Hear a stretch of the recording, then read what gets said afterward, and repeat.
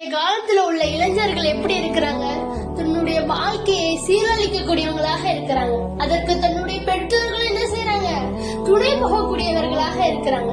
எந்த அளவிற்குன்னு சொன்னா, ஸ்னாப் சாட்னு ஒரு ஆப் இருக்குது. அதுல என்ன செய்யறாங்களா, நாள்தோறும் தவறாமல் ஸ்ட்ரீக் மெயின்டைன் பண்றாங்களாம்.